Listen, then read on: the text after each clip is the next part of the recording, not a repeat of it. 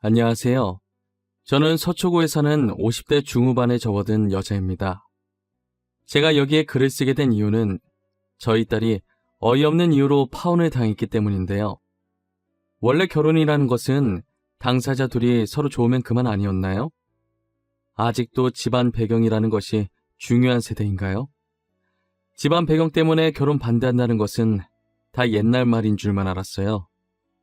저는 나름대로 세상이 많이 변했다고 생각했었는데 변하려면 아직도 한참 멀었나 봅니다. 저희 집안은 남들이 봤을 땐 되게 평범하고 그닥 부유해 보이진 않아요. 남편과 저는 친구 따라 있는 돈 없는 돈 털어서 부동산에 투자를 하게 되었는데 그게 대박이 터져서 수많은 돈이 저희 손에 쥐어진 거예요.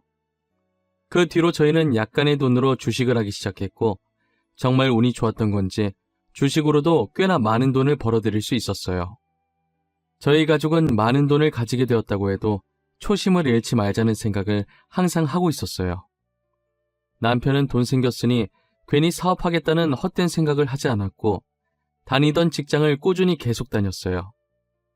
저는 원래 하고 있던 프레시, 그러니까 흔히 알고 있는 야쿠르트 아줌마를 계속해왔습니다. 집도 이사가지 않고 옛날부터 살던 주택에서 지금까지 살고 있어요. 그리고 이제 사회초년생인 딸은 제가 들고 있던 건물 1층에서 카페를 하나 차렸죠. 카페에서 일하면서 매일 커피를 사가는 남자와 연애를 시작했다고 하더라고요. 예비 사위는 바로 옆 건물에서 일하고 있는 멀끔한 청년이었어요. 딸은 결혼하겠다고 예비 사위를 집에 데리고 온 적이 있었는데 서글서글한 게 마음에 들었어요. 저는 평소 제 건물을 직접 청소하는 것을 좋아했어요. 괜히 돈 주고 청소하는 사람 고용했다가 제 마음에 들지 않아서 그냥 제가 하기로 마음먹은 것이죠. 예비 사위는 그런 저를 몇 번 본 적 있다면서 아는 척을 하더라고요. 어머님께서 항상 지희 가게 건물 청소하시는 거 봤어요. 어쩜 그렇게 부지런하세요? 젊은 저도 어머니처럼 부지런히 움직이고 싶은데 마음처럼 쉽게 안 되던데. 내가 뭘, 별거 아니야. 그냥 가만히 있긴 뭐해서 사부작거리는 거지.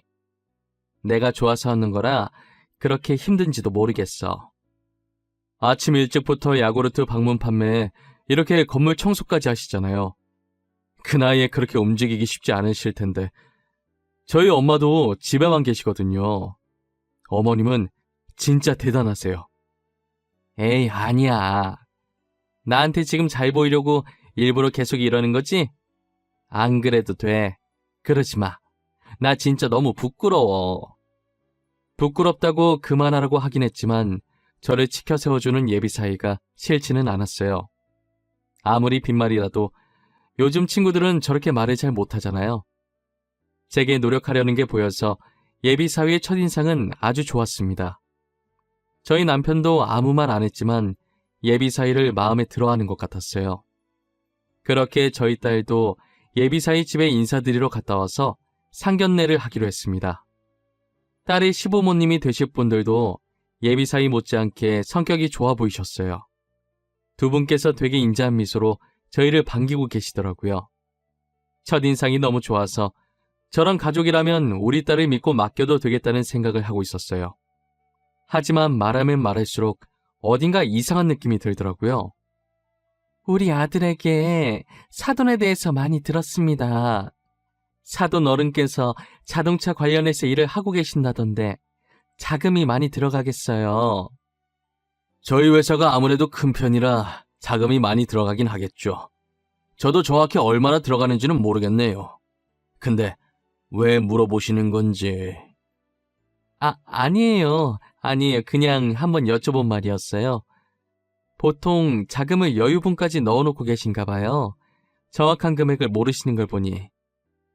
네, 아무리 일 잘하는 사람이라도 실수할 때가 있잖아요.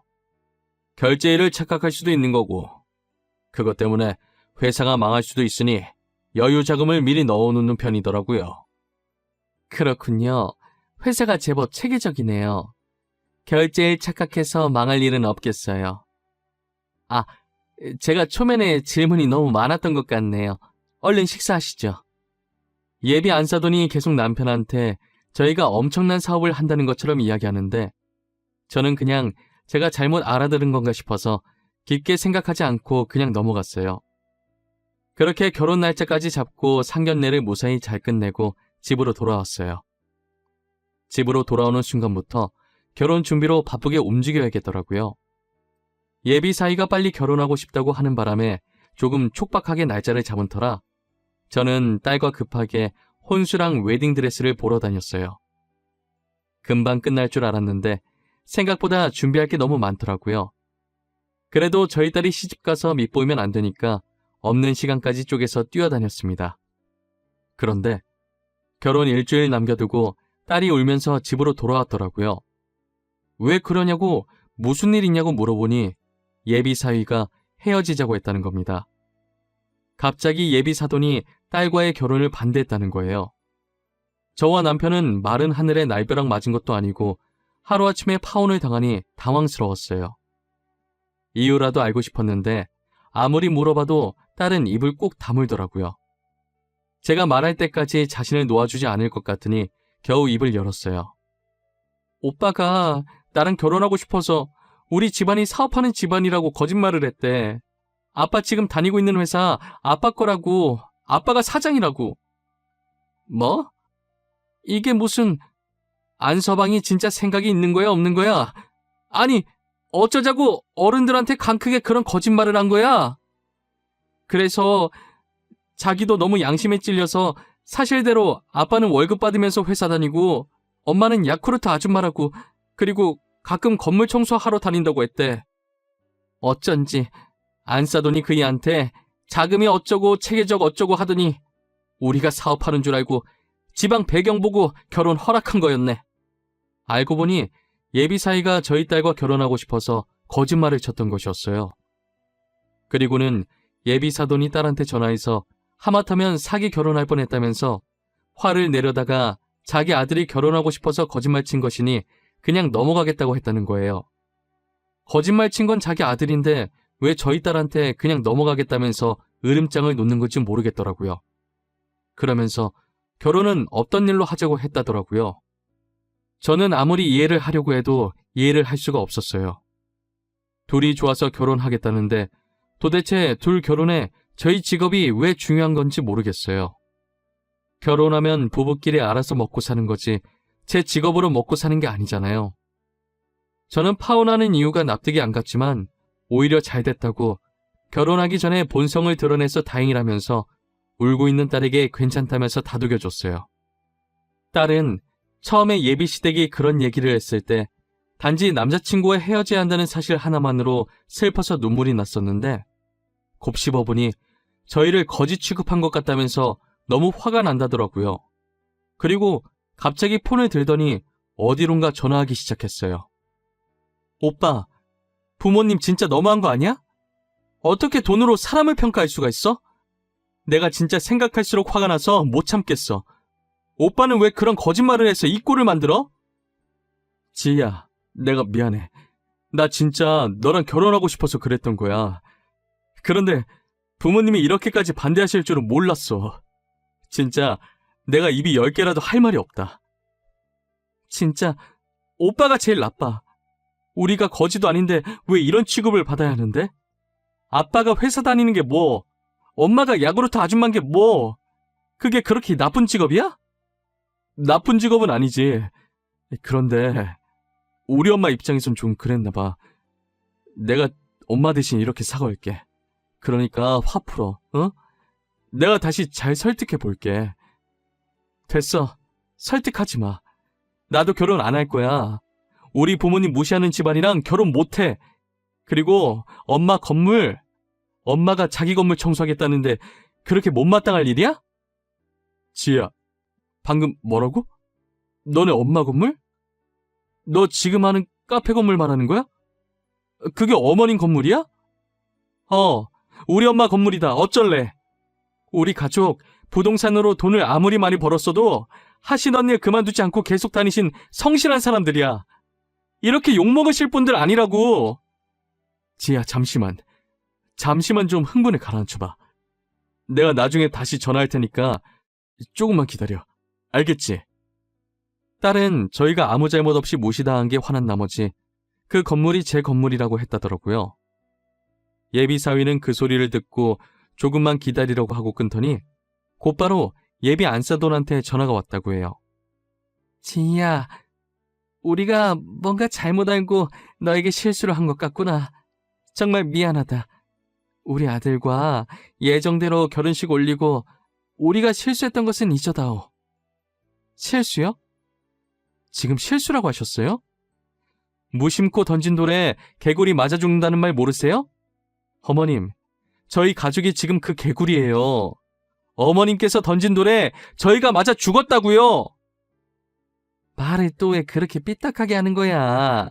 내가 오해했다고 미안하다고 하잖니. 우리 아들이랑도 예정대로 결혼하라고 했는데 왜 이렇게 화가 난 거야? 아까는 결혼 반대라면서 사기 결혼이라고 그렇게 저한테 난리치시더니 왜요? 그 건물이 저희 엄마 건물이라고 하니까 결혼시키고 싶은 마음이 생기셨나 봐요? 그런 게 아니야. 내 말 좀 들어줘. 지희야, 우린 정말 오해하고 홧김에 그런 말 한 거야. 정말 별 뜻은 없었어. 우리가 제대로 알아봤어야 했는데 미안하구나. 됐어요. 마음에도 없는 사과 그만하세요. 이젠 제가 결혼할 마음이 없어요. 그럼 이만 끊겠습니다. 다시는 연락하지 마세요. 딸은 단호하게 한 채의 흔들림도 없이 결혼하지 않겠다고 딱 잘라서 말하고 끊더라고요. 예비 안사돈은 딸과 통화 이후로 과일 바구니를 들고 저희 집에 찾아와서 죄송하다고 고개를 숙이더라고요. 여기까지는 어쩐 일이세요? 딸이 이미 이야기 다 끝낸 걸로 아는데요. 저희에게 더 하실 말씀이라도 남아있는 건가요? 죄송합니다. 저희가 실례를 했네요. 이제껏 저희가 했던 말들은 잊어주세요. 저희 아이들 결혼도 얼마 남지 않았잖아요. 오해는 풀어야죠. 오해는 무슨 오해요? 일방적으로 화내셔놓고 무슨 오해요? 그리고 결혼은 이미 안 하기로 결정한 것 아니었나요? 저희 혼수랑 드레스 다 취소했는데요. 취소하셨다니요. 사돈까지 정말 왜 그러세요? 저희가 이렇게 고개 숙여 사과하잖아요. 아이들이야 아직 어려서 홧김에 파혼하겠다고 한다지만 어른인 저희는 이 일을 풀어야 하지 않겠어요? 저도 생각이 성숙하지 못한지라 전혀 풀고 싶지 않네요. 귀한 걸음하셨는데 죄송합니다. 조심히 가세요. 그리고 들고 오신 과일은 댁에 도로 가져가셔서 가족들이랑 많이 드세요. 저는 더 이상 예비 안사돈의 말을 듣지 않고 대문을 닫아버렸어요. 그 뒤로 예비 사이가 딸한테 전화하고 문자하고 난리를 치길래 딸은 니네 부모한테 그렇게 살지 말라고 전화하면서 답장을 보내고 폰 번호를 바꿔버렸어요. 예비 사유에게 또다시 연락 오면 물 한 바가지 부어버릴 거라면서 딸은 아직도 화가 단단히 났더라고요. 그런 못된 심보를 가진 예비 사돈을 보고 하늘이 노했는지 얼마 지나지 않아 그 집안이 망해서 야반도주를 했다는 얘기가 저희 귀에 들렸어요. 저희 가족은 그 소리에 돈돈거리더니 결국 망했냐면서 쌤통이라고 생각했어요. 그렇게 그 가족에 대해 점점 잊어갈 때쯤 새로운 소식을 듣게 되었어요. 지인의 말에 의하면 무슨 돈이 있었는지 모르겠지만 조그만 떡볶이 가게를 하나 차렸다고 하더라고요. 저는 가진 게 돈밖에 없는지라 돈으로 복수를 해줘야겠다고 생각이 들었어요. 직업의 편견 가지고 돈 없는 사람 취급하면서 무시했으니 저도 똑같이 돈으로 쥐락펴락하면서 장난을 조금 해보고 싶었어요. 지인이 말한 떡볶이 가게가 있다는 건물을 제가 샀어요. 그리고 조카를 시켜서 월세를 2배로 받아와 달라고 부탁했죠. 이모, 내가 다음 달부터 월세 2배로 달라고 하니까 돈 없다는데? 나보고 건물주 만나게 해달라네? 자기가 한번 부탁해보겠다고. 이모 어떻게 할까? 그래? 나한테 부탁해보겠대? 지금도 같이 있어? 그럼 내가 지금 너한테 주소 하나 보낼 테니까 내일 거기로 오라고 말해. 방금 주소 문자로 날라왔네. 알겠어. 이쪽으로 가라고 할게. 다음에도 부탁할 거 있으면 말하고. 저는 조카의 말을 듣고 딸이 일하는 카페 주소를 적어서 보내줬어요. 그리고 다음날 여유롭게 창밖을 보면서 커피를 마시고 있는데 입구에서 살짝 경직된 채로 서 있는 예비 안사돈을 보게 되었죠. 그러더니 떨리는 손으로 문을 열고 두리번거리기 시작하더라고요. 여기가 제 딸의 카페인 걸 아니까 건물주가 어느 정도 저라는 느낌이 들었을 거예요. 아니나 다를까 저랑 눈이 마주치더니 살짝 뒷걸음질을 치더라고요. 오랜만에 다시 보게 되니 꼴이 많이 아니었어요. 예전엔 온몸에 명품을 휘감고 있더니 지금은 다 낡은 옷을 입고 있더라고요. 저는 손을 흔들며 여기라면서 월세 때문에 온 거 아니냐고 말했어요. 예비 안사도는 어쩔 줄 모르겠다는 표정으로 쭈뼛거리며 제 앞에 앉았어요. 커피 마실 거냐고 물어보니 대답은 하지 않고 고개만 절레절레 흔들더라고요. 질질 끌 필요 없으니까 본론부터 얘기할게요. 다음 달부터 월세 2배로 올릴 생각입니다. 조카한테 들어보니까 월세 낼 돈이 없다고 하시던데 돈 없으면 나가주셔야겠어요. 사돈, 아직까지 저희한테 화가 많이 나신 건가요? 어떻게 해야 화가 풀리시겠어요? 저희 정말 반성 많이 했습니다. 지금까지 많이 뉘우치면서 살았어요. 꼴을 보니 반성 안 하곤 못 베기겠네요. 그런다고 익은 고기가 생고기로 돌아오진 않죠. 상처가 아물어도 흉터는 남아있어서 잊으려고 해도 잊을 수가 없더라고요. 저희를 용서하지 않으셔도 됩니다. 하지만 가게만큼은 건들지 말아주세요. 이 가게까지 잘못되면 저희 가족들 정말 길거리에 나앉아야 돼요. 제발요. 그러게 결국 이렇게 될 걸. 그때 왜 저희 딸한테 그리고 저희한테 상처를 주신 거예요? 저희가 뭘 그렇게 잘못했다고 어린아이에게 상처 주면서까지 매정하게 구셨냔 말입니다. 정말 잘못했어요. 저희도 그땐 부유함이 영원히 계속될 줄만 알았어요. 너무 어리석었던 거 잘 압니다. 저도 지금 후회하고 있어요. 이미 늦었어요. 저는 용서해줄 생각이 전혀 없거든요. 돈 없으면 다음 달부터 당장 가게 빼세요. 이만 가볼게요. 저는 예비 안사돈에게 모질게 얘기하고 카페를 나왔습니다. 제가 나가고 난 후는 어떻게 됐는지 몰랐었는데 예비 안사돈이 카운터로 가서 음료를 만들고 있던 딸한테 무릎을 꿇고 빌었다고 하더라고요. 딸은 본 척도 하지 않고 만들고 있던 음료를 마저 만들었다고 합니다.